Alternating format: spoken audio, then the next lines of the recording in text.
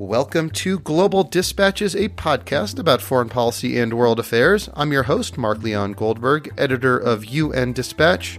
In this show, we discuss topical foreign policy issues. I have conversations with foreign policy thought leaders and luminaries who discuss their life and career, often with digressions about historic foreign policy events in which their life and career intersected. And we cover often overlooked issues in global affairs. If you want to learn more, visit globaldispatchespodcast.com. And now on with the show. I spent the last weekend of May at a conference in Stockholm called the New Shape Forum. This was an ideas festival and prize competition and workshop all around new ideas for better organizing the world to confront catastrophic global risks. The Global Challenges Foundation, which convened this forum and is also a sponsor of this podcast, solicited new ideas for global governance and received several thousands of ideas from all over the world. Of these submissions, 14 finalists were selected to present their ideas at the New Shape Forum. And then those of us invited to the conference all got down to work. We identified the ideas we thought we could help refine and spent 2 days building upon them. At the end of the conference, 3 of those 14 ideas were selected as winners, and the winning ideas got a $600,000 prize each. My guest today, Natalie Samarsinghe, is one of those winners. She is the executive director of the United Nations Association of the United Kingdom, though she wants to stress that this episode was recorded in her personal capacity, as was the idea she submitted. Natalie came up with a proposal for a novel kind of UN reform. Now, this is not a reform of the Security Council or of the General Assembly. Rather, it is a proposal for how UN agencies can better design and implement programs and projects around the world. You can find her proposal, as well as the other 2 winning ideas and all the 14 finalists, at globalchallenges.org. And as I mentioned earlier, this episode is presented by the Global Challenges Foundation, which recently convened that New Shape Forum in Stockholm. This was a platform where over 200 leading thinkers and experts discussed fresh ideas for improving global governance to tackle the world's most pressing problems. Next, the Global Challenges Foundation is partnering with the Paris Peace Forum in November to present further developed and more holistic ideas for confronting global catastrophic risks. Visit globalchallenges.org to learn more. And I think you'll get from the enthusiasm I had in my conversation with Natalie that this was a really invigorating and inspiring process I was so glad to be a part of, and I look forward to bringing you more from the Global Challenges Foundation and more big ideas for confronting big global risks in future episodes. And now here is my conversation with Natalie Samarsinghe. So first, congratulations. I was so glad that your idea was one of the winners. Thank you. I was actually filled with trepidation. This is something I have been brewing for a good sort of decade or so. It's based on my university thesis, and it seemed really out there at the time. And it's nice to feel that in some ways maybe the world has caught up a little bit. So maybe we can just kind of set the scene a little bit about what went down in Stockholm the other week. So there were a group of 14 finalists that were selected for the New Shape Forum Prize. This is an idea of reinventing or thinking of new ideas in global governance to confront catastrophic global risks that the Global Challenges Foundation organized and put on. And you were among the 14 finalists invited to present your ideas. But not only, and this is what I found really interesting, not only were your and the other finalists' ideas presented, but there were, you say like maybe 150 of us that were invited to participate in like workshopping the ideas. There's a good number of us, and I was very, very fortunate to join your workshop and help you develop your idea, which is why I am so thrilled that you are one of the finalists. No, it was a fantastic experience. And I have to admit, I wasn't entirely sure what to expect. So we knew we had to present our ideas publicly and to the jury. But in terms of the workshop, that was a real attraction for me, the chance to engage, not with the usual suspects. You know, you go to a UN reform conference and you can probably, you kind of know that the top sort of 20, 30 participants are going to be there, probably heard of all the others. And this was really exciting. I met people who work in finance and design and advertising, NGOs I'd never heard of. So it was hugely interesting to see that there's this broader global governance community out there. And I think that's what the forum really did in terms of a legacy for me, was to put us all in touch and to get us thinking in different ways about how we approach a debate that can often feel very stale when you're looking at it from the narrow UN perspective. And, just to maybe set the scene some more. So, all of these ideas and the different and diverse group of individuals that were invited to participate in these workshops, we all kind of sat around a table for a few days and just sort of built upon your idea and the other individuals' ideas as well. And I don't know, I found the process like very empowering. I'd never been a part of a process like that. They even had instead of even regular note takers, they had artists that were like depicting ideas, which is something, I initially thought was a little kind of like new agey and out there. But actually, what I found actually the most intriguing, and we'll get into the substance of your idea in a second. But to me, after I heard your presentation, when you kind of gave it in front of everyone, and before we got to the workshop part, the big question in my mind was like process. How do we go from the starting point in the world where we are now to your end point?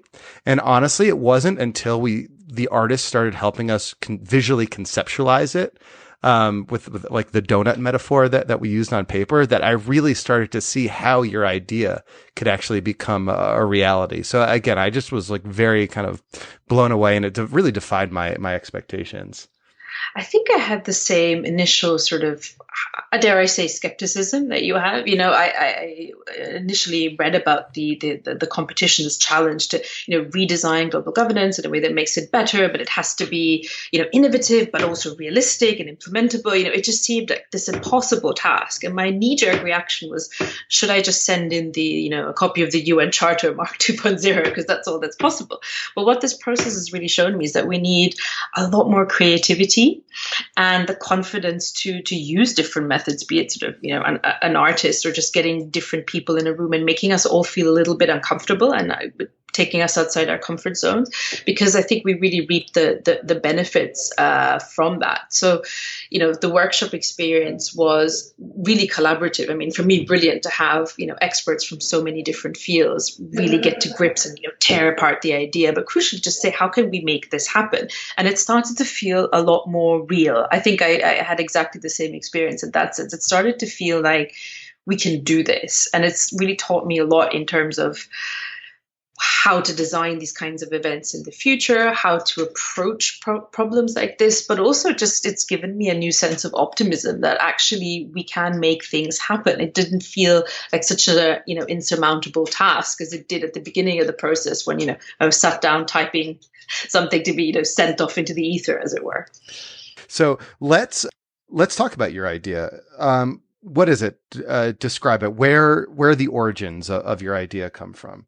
You said it was originally a thesis for university. So talk about that process of coming up with this idea. Yes. So the initial idea was something I did as part of my master's dissertation at the London School of Economics, and it was human rights master's, but I was really keen to focus on global development, really as something that sort of underpins everything we do on the human rights agenda as well. And crucially, to look at where are the gaps in accountability at the moment. And they come from the fact that the landscape is changing, and it's changed a lot since then. This is going back, nearly 15 years in terms of the number of actors engaged in delivering global goods and engaged in working on the kind of issues where the UN used to be the only player on the scene and it now isn't. So that's businesses, that's NGOs, universities, foundations that are all shaping this landscape. Without the oversight and the structures in place that we have at the UN, but also with capacity and resources that the UN doesn't have. So this was just a way of looking at how to manage that transition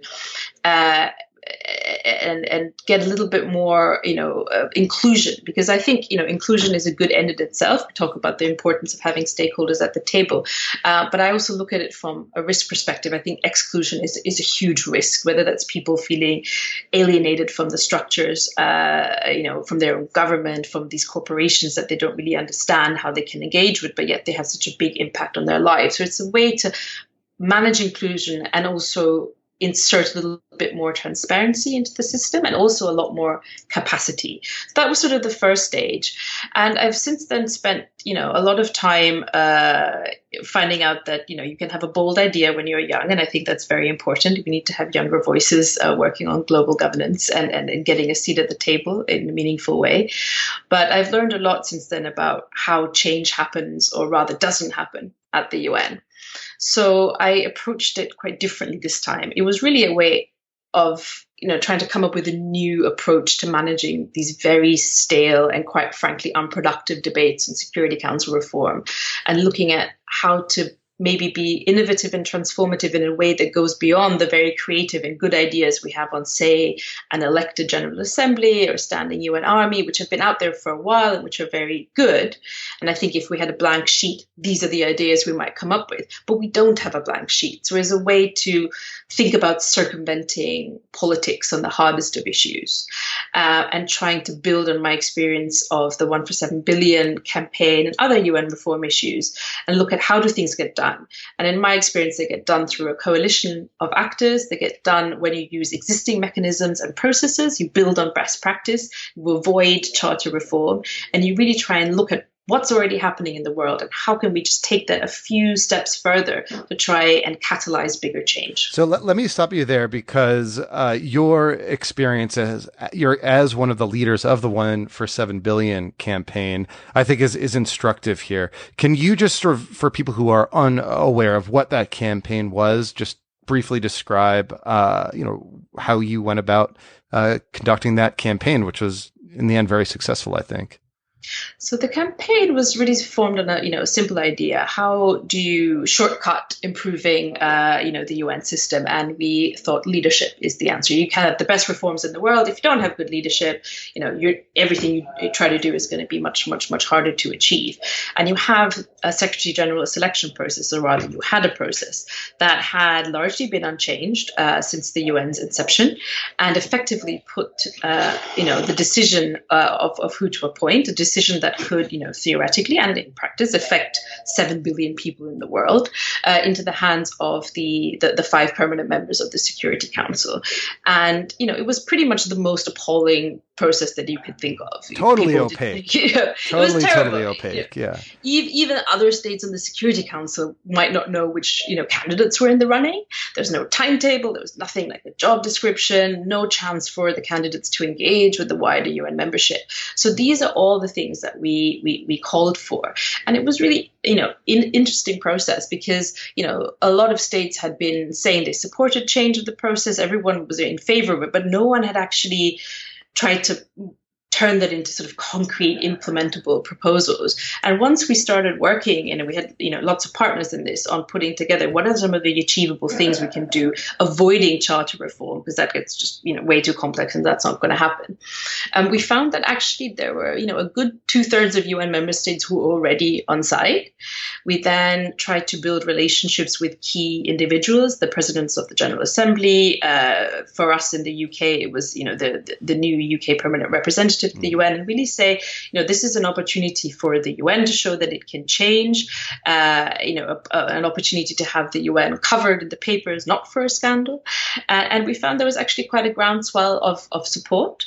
Also, to our surprise, we found that the public were interested. We never thought they'd care about a UN recruitment process, but I think everyone, likes an election campaign. It was a chance to put a face, or many faces, as it were, to this sort of faceless big organization. And we built a really big coalition of about 200 million supporters, over 200 NGOs, and got quite a lot of those basic process reforms that we wanted. Mm-hmm. I think the most important was opening it up to the process to have debates in the General Assembly that were webcast. So it really was an opportunity for the world to engage with these candidates. And it was totally transformative. in terms of how it used to happen. There was like an open process. You had civil society be able to ask, and every country of the General Assembly be able to ask the candidates for Secretary General questions, and it really did open up the process in a big way. And it's your success with that again leads me, or gives me some hope that the idea that you presented that we worked on together actually has a chance of being implemented. So let's talk about the idea in a bit more detail. Essentially, and correct me if I'm wrong, your idea is to sort of approach UN reform, not in terms of like Security Council reform or how the General Assembly operates, but rather how the UN agencies are able to deliver services to people on the ground in the need, or tackle sort of various global problems. It's basically not the talk part of the UN that you're trying to reform, but the do part of the UN. So what are elements of your reform agenda and of your idea that sort of advance this goal?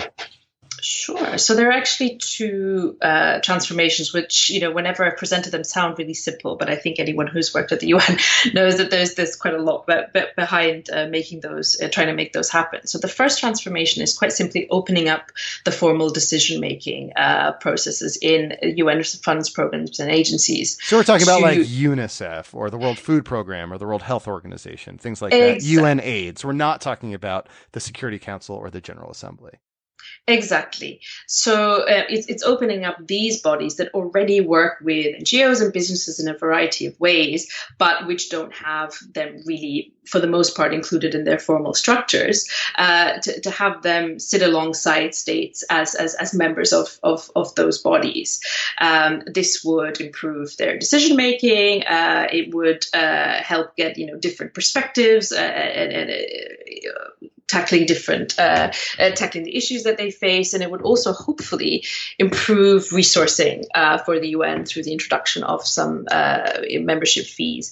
And then the second part is really transferring some of the UN's tasks to those stakeholders, specifically those tasks that other stakeholders can do better, often are already doing, but which still take up the majority of the UN's time and money. About 75% of the UN's resources and 2/3 of its staff capacity are spent on what is broadly termed as development tasks, and often involve some relatively basic delivery tasks on the ground.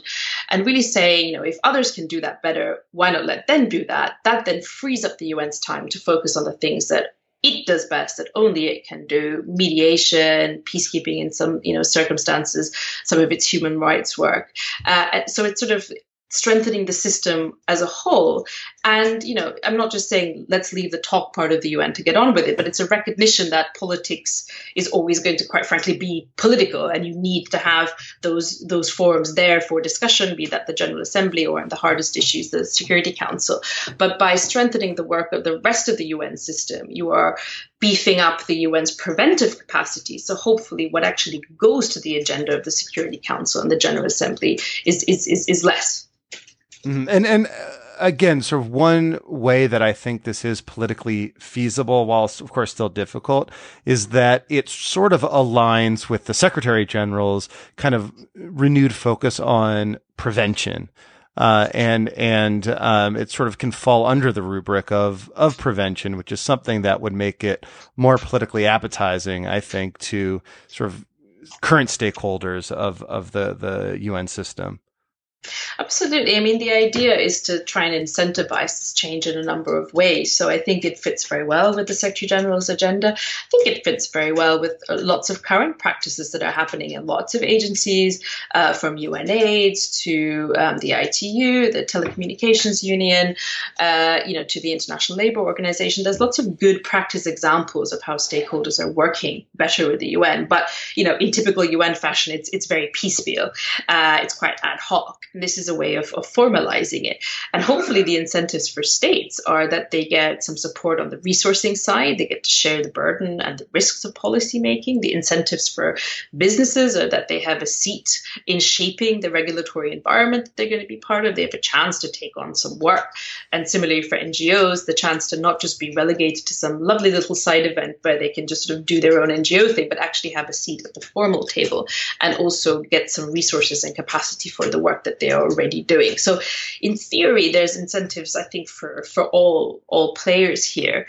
It's just now about creating, a kind of campaign behind, a reform push at a time when there's already quite a lot of reform happening. But I think this is something that, we can work on now, as it. I think it's something that gets at where the UN could be going. If you look at where the UN might be in 20, 30, 40 years, it's a way of managing that transition to a much more kind of horizontal and vertical structure of power where you've got loads and loads of actors working on something. And it's worth pointing out that, this idea of like public-private partnerships is something that many parts of the UN are already embracing. What you're proposing to do is basically formalize this in the various agencies and also do it in a more systematic way. So can you maybe just walk me through an example, 5, 6, 7 years down the road of how you see how you see this idea being implemented in sort of one specific instance? I think it's easiest to sort of build on what we already have. And you look at the example of UNAIDS, where you have a blended governance structure, where you have states, you have businesses, you have survivors of AIDS, effective communities that are on, around the same table. I think that agency has already been held up as an example for how the Sustainable Development Goals should be delivered. So can you talk about that a little bit? Because I don't think that's something all of my audience will I think, fully appreciate. Most of the agencies of the UN, like the World Health Organization, UNICEF, all that, are governed by executive boards or executive committees that are composed exclusively of member states. Yes. But UNAIDS is not. UNAIDS is the exception. It's one exception. So they have a mix of, foundations, businesses, states, and affected communities and NGOs, which is really important. So it's not just the sort of NGO gatekeepers that are there. They're actually the direct beneficiaries of UNAIDS work are sitting around the table. And that's had a huge influence in terms of the policies around stigmatization that they've developed, the types of conversations about how you work with communities to have education programs on AIDS, the engagement of the pharmaceutical sector in this work. So it's really had a transformative effect in the agency's delivery. And I think that is something ultimately that all stakeholders will be happy about because it gives them the benefits. And you can see an agency like the World Food Programme, you could see the World Health Organization that already has a lot to do with both business and and medical companies. You could see it going that way and really having better outcomes in terms of predictable funding for the work that they're adopting at the policy level, an easier job in terms of selling the policies that are adopted at the UN level to the people and companies and states that are going to have to implement it afterwards. Because what you have now is you might come up with the best framework in the world, in New York or Geneva, and then you get back to your country and you can't really implement it because, business has an objection or the trade union has an objection or whatever it is. So it will lead hopefully to better decision making and ultimately then delivery as well, because not only do you have member states coming up with the policies, but you have the actual implementers around the table.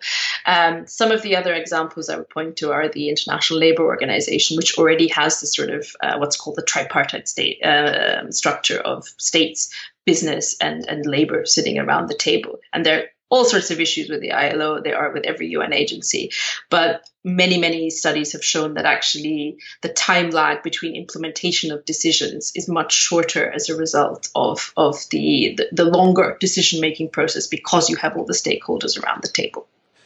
I think I brought this up, but one sort of perhaps downside for the UN that I sort of foresee in this, or potentially foresee, in the implementation of this idea is that, what you're doing is taking like the UN's brand off the best stuff that the UN does.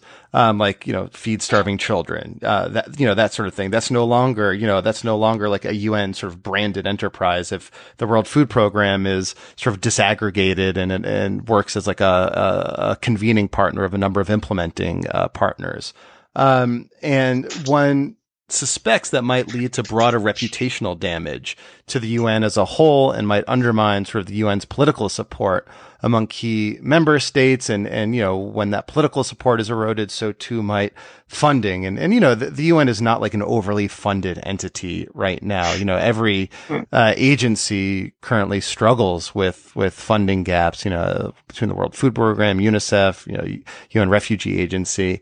And I'm wondering, if you agree that reputational damage, the potential for reputational damage is there, and how you might sort of avoid sort of negative outcomes, to the UN as a whole from the implementation of this idea. I think there are actually a couple of risks to do with reputation. One is quite simply the minute you start handing over tasks to other partners, you need a lot of oversight and you need stronger mechanisms to actually ensure they're doing their job. Some of the issues that came up on the workshop were really about how do you ensure the private sector implementers, NGO implementers will be accountable. I think this is a way to recognize that they're already operating in this space and actually bring them into some kind of framework. Your point on the other side of reputation is interesting because I think, those of us who often are in a position of defending the UN, I think we're quite scared at the moment of big UN reform proposals, because every time you open up the conversation, you risk damage, people coming in who actually want to damage or dismantle the UN. You risk sort of focusing on what the UN does badly instead of what it does well.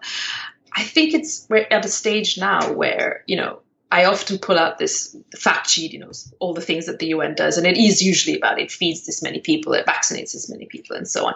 I find that is having less and less currency at a time when the focus is so much on the politics of the system, and the fact that the UN doesn't seem to be engaged in some of the big questions. Cyber governance is an obvious one, although I know that the Secretary General is doing something on that regard. So I'm not sure that this reputational bounce is really enough at the moment to stand the UN in good stead for many years. I think that by sharing some of the risks and bringing in partners, the UN will develop closer relationships with the people that it is ultimately serving. So it's not just a case of the UN didn't do something well. Actually, it's much more collective. At the moment, people don't know, how do I really get in touch with the UN that's doing X, Y, and Z in my country or overseas? And I think if you're bringing in companies that they might know or NGOs that they might know, as well as states and the UN, you have more entry points for engagement in that sense. So if I'm a person, I have hopefully some political input into how my government runs things. I can make my voice heard through that. If I'm a consumer, I can make I have power in terms of how I engage with business. If I'm engaging with an NGO, I will have people I can talk to there. So I think it's really just about sharing the risks and making this a much more collective response. So it's not just about the UN fails, which unfortunately is more often the headline than the UN succeeds, but rather how are we collectively addressing challenges and helping the UN? It's just about trying to change up that conversation of them and us. So what happens now? You've won $600,000. Congratulations again. Where will that money go? Like, what are your next steps to implementing this idea? So I'm still thinking about it. I think it's. I should say this happened like a week ago. So yes, you got time. No pressure. You have some time. But yeah. But what are your early thoughts now? So I think I'm very keen to look at the next stage of the process. So, I've had the benefit of many experts giving me feedback and telling me what's wrong and what needs to get looked at the proposal. So I'm now looking at doing this, with my organization, UNA UK, and with partners that we worked with during the 1 for 7 billion campaign and others that I met at the forum. There was quite a lot of, a lot of people who were working on UN reform. And I'm hoping to build a coalition that takes forward some of the best ideas, but also just creates some of the political and public will I think we need for UN reform. I think the Secretary General's proposals are, really good and necessary and long overdue. But, trying to get the public excited about a reorganization of the Department for Peacekeeping Operations and Department for Political Affairs, it's all quite technical. When you start talking about the UN Resident Coordinator system, people don't really know what you're talking about. And I think ultimately, and this was, part of my, I think, positive skepticism about the process is that it's not a lack of ideas that is preventing us from reforming the UN. It is political will. So I want to use the next 6 months to drum up that support ahead of the Paris Peace Forum that will be hosted by the French president, and really just say, that the global public has had enough, that we've done our bit. We've come up with loads of ideas, that are eminently implementable, some of which are very aspirational. So it gives us an idea of where we can go with this. And now it's really about them taking it forward. So it's sort of a chance, as it were, for us to cast our collective veto and say, look, we've had enough of things not working well. You need to take some of these ideas forward now. How are you going to do it? And I imagine that the experience from the 1 for 7 billion campaign, would really inform this kind of process of building the political will to that end. Yes, I think I suspect, again, if we go out to people with some of the ideas, not just my own, some of the other winners and even the people who didn't make it, there's some brilliant ideas there. And I suspect we will find there is already a body of support amongst member states. We will be having some conversations with the UK government here about that. And I think, this is about just making sure we focus, our efforts on the biggest transformations we can achieve, but also just signal that we need a vision for the UN that will, see the organization through, hopefully, to its next 70 years.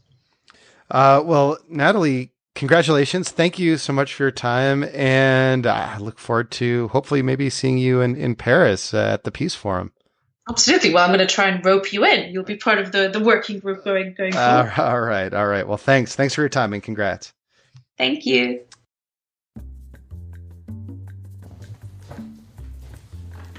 All right. Thank you so much, Natalie. It was interesting food for thought, and I'll be looking forward to helping put that idea into practice. All right. We'll see you next time, and do visit globalchallenges.org to learn more about this idea and the other finalists and other ideas that were submitted as part of this prize competition. We'll see you later. Bye.